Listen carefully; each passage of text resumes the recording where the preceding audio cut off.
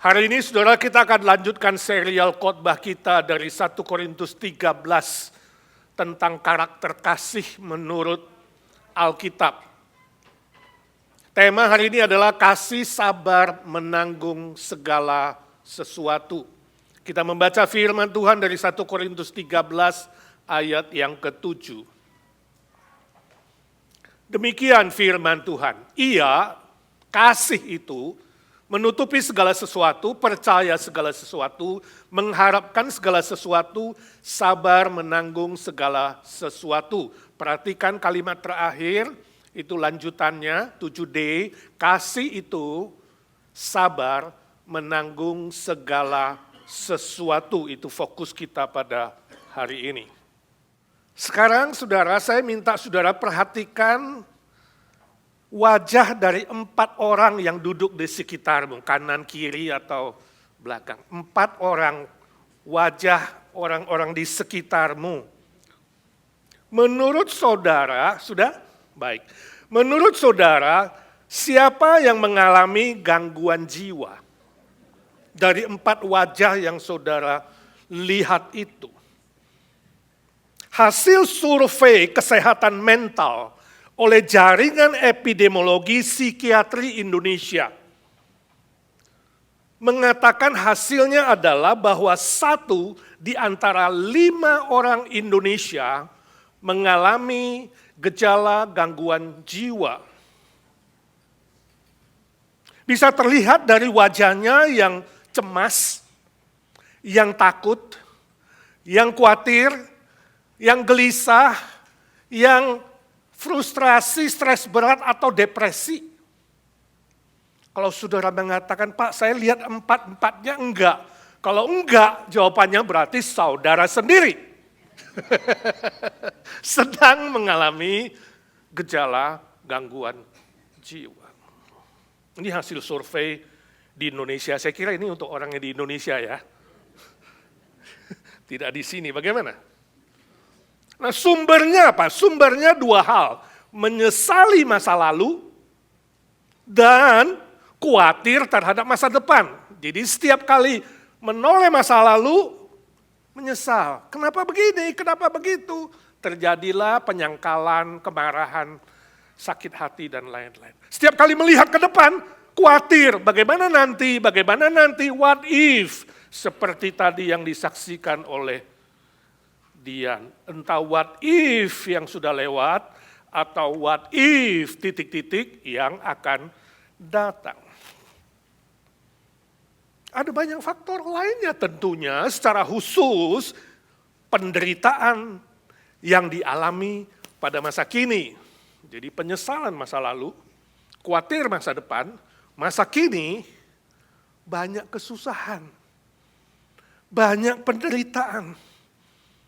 Beban ekonomi lebih berat, khususnya katanya dolar makin naik, yang benar rupiah makin turun. Beban keluarga, beban sekolah, beban lingkungan, situasi dan kondisi yang tidak menunjang, sakit penyakit, dan berbagai macam kesusahan dan penderitaan. Itu tadi survei 1995. Hari ini 2026 harusnya statistik itu meningkat kalau betul. Jadi bukan setiap 5 orang itu satunya yang gejala sakit jiwa. Sekarang mungkin setiap 3 orang. Atau setiap 4 orang, nggak tahu. Harusnya lebih berat di zaman ini, sebab penderitaan di muka bumi ini tidak pernah berkurang, melainkan makin meningkat dan makin bertambah. Permisi tanya saudaraku, apakah hari ini saudara sedang mengalami penderitaan yang cukup berat? Kesusahan yang cukup berat, yang secara sadar atau tidak, mental saudara mengalami gangguan. Susah tidur, tangan keringetan, kepala sering pusing, takut, khawatir, gelisah, ya.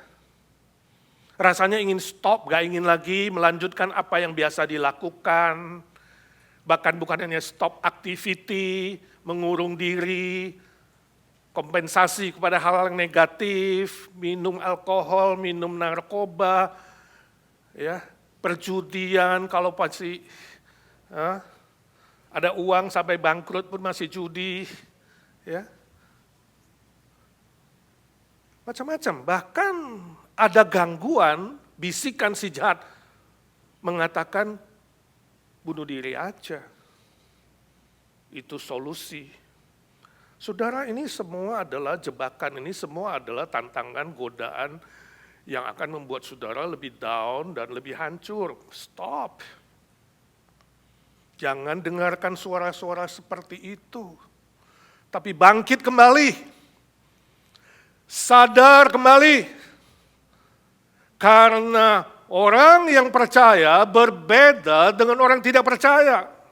Orang Kristen berbeda dengan orang yang belum mengenal kasih Tuhan Yesus. Kasih yang sejati agape itu sabar menanggung segala sesuatu. Saya tidak tahu apakah saudara pernah membaca atau pernah mendengar kesaksian dari Lee ELP. Dia adalah seorang firefighter yang sudah pensiun. Dia mengabdi melayani sebagai pemadam kebakaran di New York City selama 26 tahun lalu pensiun. Ketika terjadi peristiwa 9/11, dia bukan saja memberikan dirinya membantu dan kemudian setelah mengabdi begitu lama mengasihi, dia berikan hari itu anaknya yang juga jadi firefighter, pemadam kebakaran, untuk menolong mereka yang terjebak di 2 gedung Twin Tower itu. Anaknya terus menyelamatkan mereka yang terjebak, keluar masuk, menolong mereka, sampai anaknya terakhir terjebak oleh kobaran api dan tidak bisa keluar.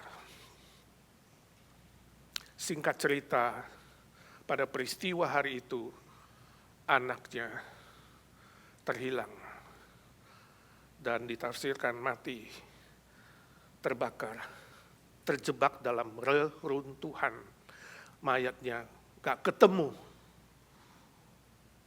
Sang ayah yang sudah pensiun itu tiap hari menggali reruntuhan tanpa stop.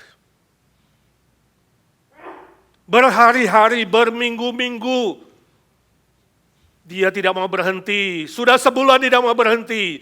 Dikasih nasihat tidak mau berhenti. Dia terus tiap hari menggali reruntuhan di situ seluas 16 acre. Kalau dikalikan, saudara, 44.000 kali 16, itu 704.000 square feet, atau kalau jadi meter persegi itu lebih 70.000 meter persegi. Itu seluas seluruh runtuhan di 2 gedung Twin Tower itu.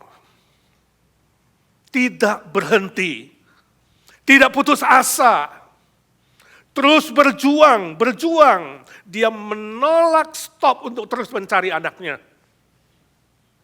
Tanpa menyerah, akhirnya 11 Desember 2011, sekitar 3 bulan kemudian, dia temukan anaknya.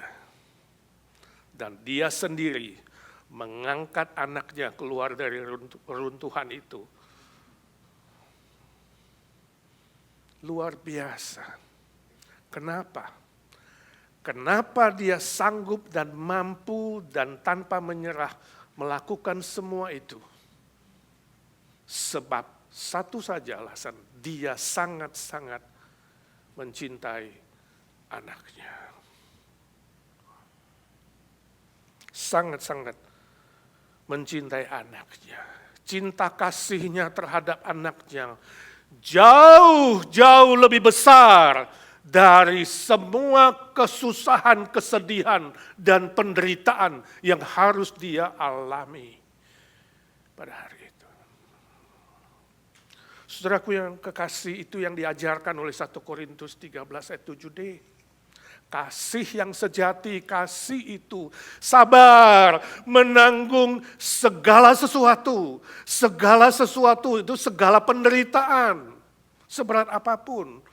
Segala lokasi, segala tempat, segala waktu, segala sikon, segala sesuatu tanpa syarat.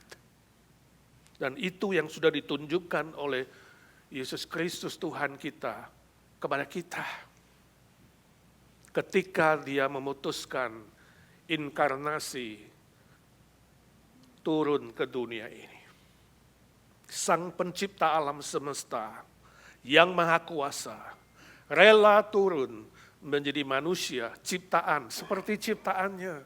Pencipta jadi ciptaan. Yesus Kristus katakan anak manusia datang untuk mencari dan menyelamatkan yang terhilang. Saudara dan saya, manusia berdosa yang terhilang. Yesus datang mencari kita. Dia tidak stop. Dia tidak batalkan rencana itu. Saya gak kebayangkan, bisa gak saudara bayangkan kalau Yesus membatalkan inkarnasinya ke muka bumi ini. Gak kebayang.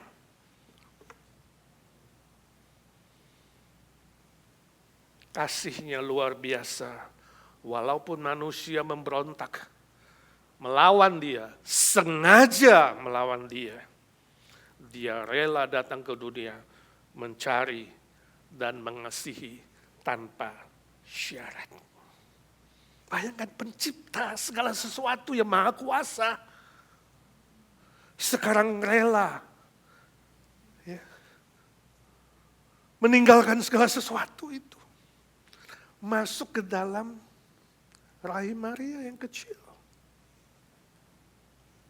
Dia yang tidak terikat oleh ruang dan waktu, rela mengikat dirinya 9 bulan di dalam perut seorang wanita. Roh yang kekal, tak terbatas, memakai darah daging yang terbatas, yang sementara. Dia adalah terang, ibarat lebih terang dari segala bintang yang paling bercahaya, lebih dari halilintar yang bisa kita saksikan. Dia rela lahir di Bethlehem, kota sunyi yang gelap gulita. Raja segala raja, dia rela lahir di tempat yang sunyi, desa kecil di Bethlehem. Tidak ada ranjang, tidak ada pesta, tidak ada sambutan khusus kelahiran raja, hanya kandang binatang dan kotoran yang najis, bau, dan tak terbayangkan oleh manusia. Ada terlalu banyak alasan, saudaraku. Ada terlalu banyak alasan dan faktor kalaupun Yesus membatalkan datang ke dunia ini. Tapi dia tidak lakukan itu. Terlalu banyak faktor. Sudah pernah bayangkan waktu itu Maria melahirkan, siapa yang tolong dia melahirkan? Saudara yang pernah melahirkan, kalau gak ada yang tolong gimana?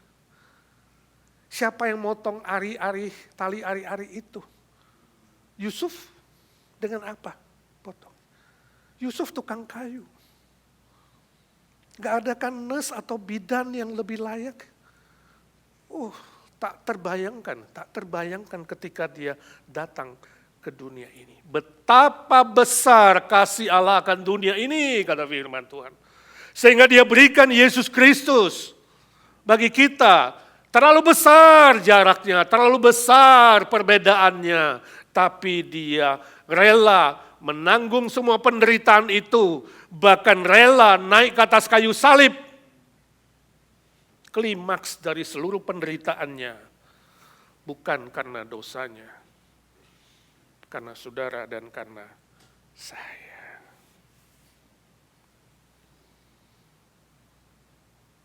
Coba bayangkan. Seekor semut ingin membangun rumahnya di lapangan golf yang luas. Tapi tiap hari lapangan itu dibersihkan. Ya. Dan rumahnya hancur. Setiap hari. Coba bayangkan, maukah saudara membantu semut itu? Kalau mau, bagaimana? Juga bisa bahasa semut. Mau tidak mau jadi semut. Beratmu katakanlah 160 pound, mau berubah jadi semut yang sepersekian ounce, kecil sekali. Mau. Lalu diinjek-injek, dibuang, dibersihkan tiap hari, salah-salah dimatiin. Mau? No, nggak ada yang mau. Sudah nggak mau, saya juga nggak mau. Seperti gambaran itu.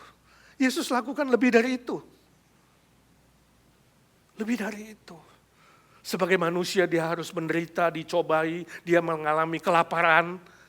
Sang pencipta kelaparan. Tidur gak punya bantal. Hidup miskin seadanya. Ya. Jadi tukang kayu.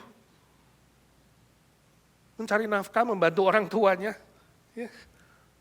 Banyak orang menyebut namanya dengan sia-sia. Termasuk tetangganya mungkin, atau teman mainnya. Ya. Dan kalau ada kesusahan, banyak orang salahkan Tuhan. Dan akhirnya harus mati. Oh, sangat besar cinta kasihnya. Bahkan mati untuk orang yang tidak pantas dikasih.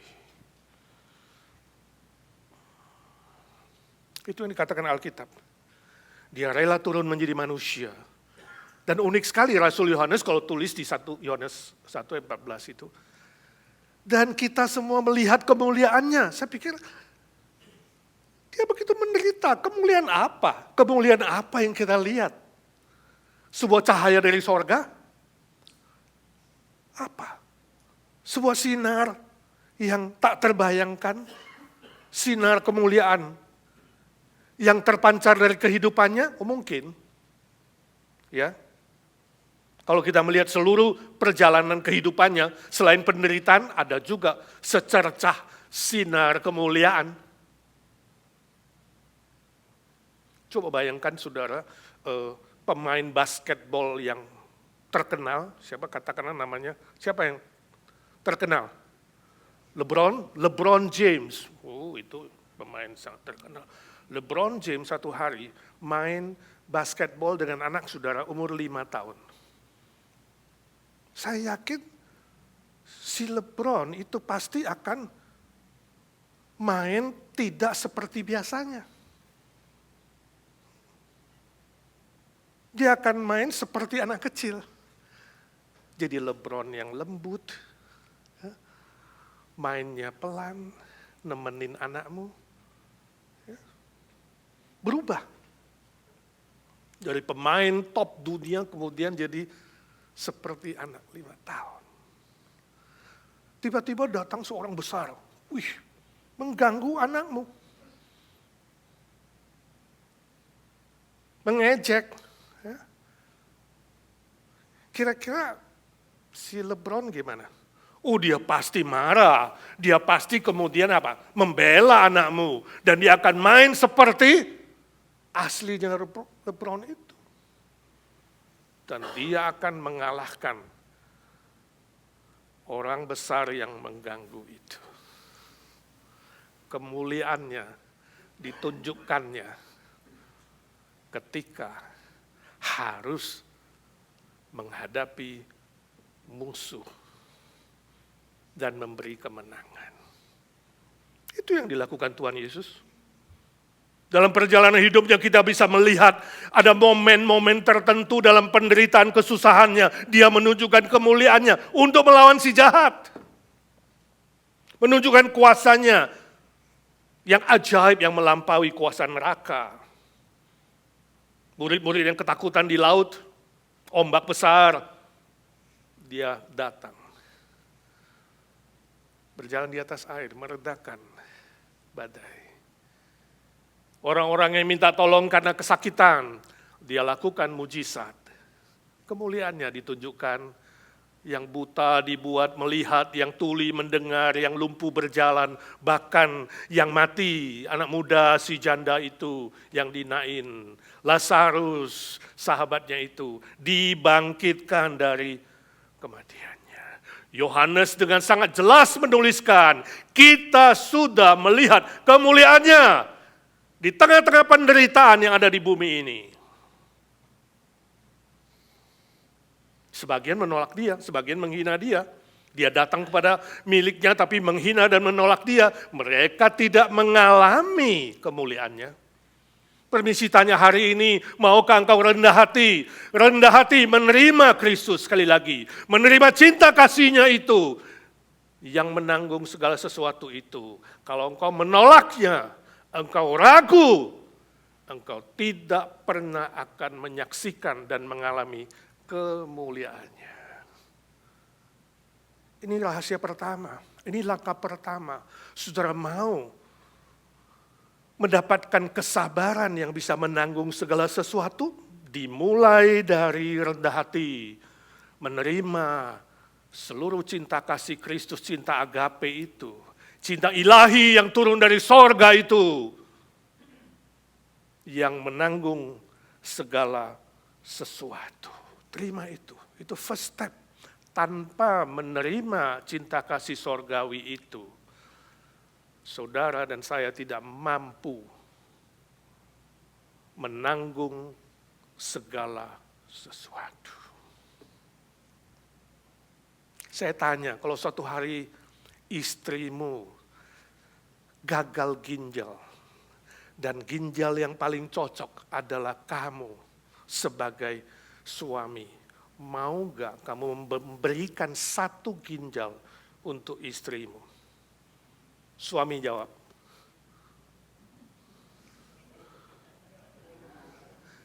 ya, mau diskusi dulu. Gak mau, oke, Pak Indra gak mau. Suami yang lain, mau? Suami jawab, sekarang balik istri. Kalau suamimu yang gagal ginjal dan kamu sebagai istrinya punya ginjal yang cocok untuk dia, mau nggak kasih satu? Istri jawab, wih luar biasa. Kasihnya istri lebih besar. Ini kesaksian yang saya baca sungguh terjadi. Seorang suami menyumbangkan satu ginjalnya untuk istrinya.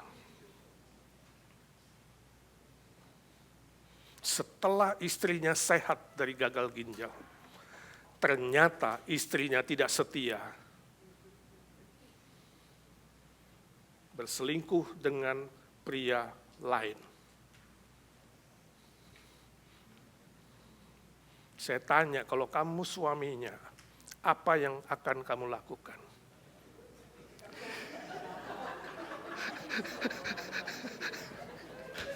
Apa?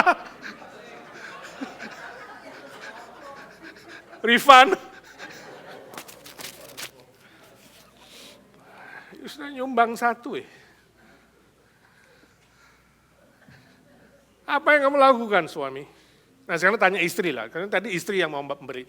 Kalau terjadi pada suamimu yang kurang ajar, sudah dikasih satu ginjal, sembuh, malah dia berselingkuh. Istri, apa yang kau lakukan?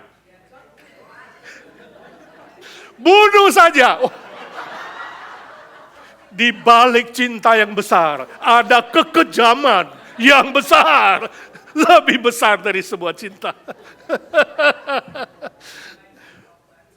Tidak gampang. Sang suami menuntut balik ginjalnya. Kembalikan. Dan itu harus diselesaikan di pengadilan. Yang ingin saya katakan itulah kasih manusia. Terbatas. punya syarat. Oh, saya kira gak gampang kalau dia jemaat di sini dan bilang, Pak, kamu gak mengerti saya, Pak. Saya sudah berkorban, dia enak-enak main belakang. Gak gampang sebagai manusia. Kira gampang kita bilang, ya sabar ya menanggung segala sesuatu. Oh, untung si Olin bukan jadi pendeta kita. Dia bilang, bunuh saja. Wah, itu lebih berbahaya. Maka ada agensi, ada catatan sejarah hitam. Tidak mudah, tidak mudah. Saya bukan gampangan, tidak mudah. Tapi bukan berarti juga mustahil. Kalau ada cinta kasih Kristus yang berbeda dengan kasih dunia, saudara akan dimampukan. Kalau sudah terjadi, kita jangan berandai-andai. Gak ada formula, setiap pribadi beda, tapi Roh Kudus dan kasih Kristus akan bekerja di setiap pribadi. Memberikan kasih yang tidak terbatas itu, sebab kasih agape tidak terbatas, tidak bersyarat. Sabar menanggung segala sesuatu, artinya segala sesuatu, segala tempat, segala sikon, segala sesuatu, segala keadaan. Tanpa syarat, gak gampang. Tapi bisa, kalau dia yang memberikan kekuatan surgawi. Jadi kalau ada yang simpan pistol, tolonglah ya. Pelurunya dibuang. Terlalu banyak tembak-menembak di sini. Kalau marah, aduh. Sebuah kesaksian lagi temanku di Surabaya, hamba Tuhan juga melayani di gereja sana, dia cerita. Salah satu anggota jemaat yang dia baptis, itu dulu seorang pria yang sangat kejam, tidak baik sama keluarganya, sombong, istrinya diremehkan, anaknya gak dipedulikan, hidupnya brengsek. Suatu hari sakit keras, gak bisa bangun, harus dirawat di ranjang. Nah kalau itu suamimu gimana? Racuni? Mungkin juga Ayu yang doain supaya dia sakit gak bisa bangun. Istri dan anak-anaknya harus merawat dia, tapi dengan hati yang benci, marah, dan dendam. Gak pernah berbuat baik sekalipun. Bahkan suatu hari istrinya saking marah, menyiramkan air seni suaminya ke wajahnya, tanpa bisa melawan. Ya, jadi suami-suami hati-hatilah ya. You kejam-kejam istrimu kalau mendoakan, kalau suatu hari gak bisa baring, giliran kamu yang dibales. Bukan itu saja, pernah menyuapkan kotorannya sendiri, suaminya, ke mulut, dijejelkan ke mulut suami. Betapa istri yang begitu belum mengenal Tuhan. Kalau mengenal Tuhan sungguh-sungguh keterlaluan nih, belum mengenal Tuhan. Suaminya marah, pengen balas, gak berdaya. Sampai suatu hari, hamba Tuhan itu kenalan, nginjili dia, ceritakan kasih Yesus. Singkat cerita, suami itu bertobat, percaya Tuhan Yesus. Dia bisa mengampuni, bisa memaafkan, bahkan dia akhirnya 2006 dibaptiskan. Puji Tuhan. Dia bilang, kasih Tuhan kepadaku melebihi semua penderitaan yang harus aku alami. Aku bisa memaafkan dan melupakan semua itu. Dan puji Tuhan seluruh keluarga akhirnya mengenal, menerima cinta kasih Tuhan Yesus. Sekali lagi, tidak mudah tapi bisa. Kalau Tuhan bekerja dengan cinta kasih-Nya yang dari sorga itu, bisa walaupun sulit.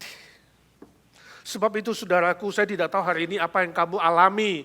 Penderitaan dan kesusahan dan kesedihan apa yang kau alami. Mungkin terlalu besar menurut kamu sudah mustahil. Tapi bagi Tuhan gak ada yang mustahil. Bangkit, berjuang, tetap percaya, pegang cinta kasih Tuhan, tetap yakin firman-Nya, dan tabah menantikan karya Tuhan. Pasti akan dipulihkan dan dimampukan. Yesus berkata, mari kepadaku yang letih, lesu, dan berbeban berat, seberat apapun. Datang kepada Tuhan Yesus, Dia jawaban, Dia memampukanmu. Bukan karena kuat, hebat, pintarnya kita, bukan. Karena anugerah dan kemurahan-Nya yang maha besar. Saya yakin hari ini kalau saya tanya, siapa yang pernah makan Kentucky Fried Chicken? Hampir semua, betul gak? Tahu Kentucky Fried Chicken? Tahu foundernya siapa? Tahu juga sebab logonya besar, Colonel Sanders. Tapi untuk perjalanan sukses, saudara tahu, dia berjuang bertahun-tahun. Sampai usia 40 baru mau start mendesain resep ayam goreng. Terus mau mulai mempromosikan, memperkenalkan, mau ajak perusahaan lain, mau ajak investor. Saudara tahu dia pernah ditolak berapa kali? Kalau saudara ditolak 100 kali, give up gak? Dia 108 kali.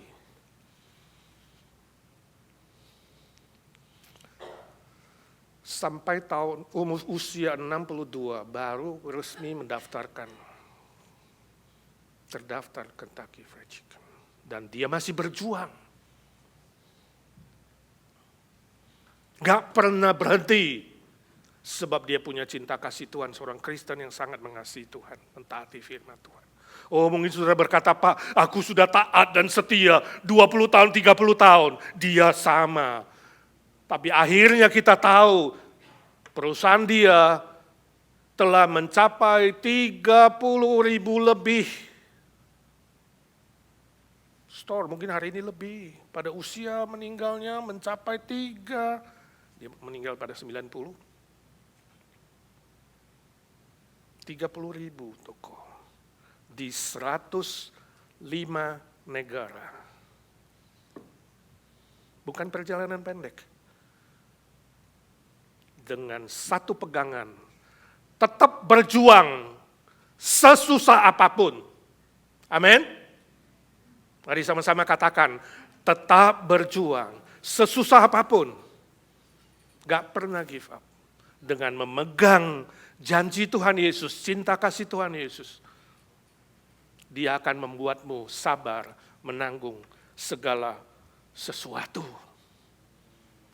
Roma 8:18 berkata, penderitaan sekarang di bumi ini tidak dapat dibandingkan dengan kemuliaan yang kelak dinyatakan kepada kita semua. Amin. Pegang itu ayat mas. Tuhan, penderitaan sekarang ini gak ada apa-apanya dibandingkan dengan kemuliaan besar yang aku akan terima. Kelak di sorga paling klimaks, tapi dalam perjalanan di bumi, kalau saudara tidak menolak Dia, akan menyaksikan dan mengalami kemuliaannya. Amin. Mari kita doa. Ya Tuhan Yesus, suara hamba-Mu sudah berhenti. Biarlah suara Roh Kudus terus bekerja di hati kami, di pikiran kami. Sekali lagi curahkan cinta kasih-Mu yang ilahi, yang sorgawi itu dalam hati, pikiran, dan kehendak kami. Supaya kami dimampukan mengasihi sesama kami, bertahan, berjuang, dimampukan, menyaksikan dan mengalami kemuliaan-Mu yang lebih besar dari semua penderitaan. Sehingga nama-Mu dimuliakan, ditinggikan. Dan kami diberkati untuk memberkati orang lain. Dalam nama Tuhan Yesus Kristus, kami berdoa dan memohon berkat Tuhan. Amin.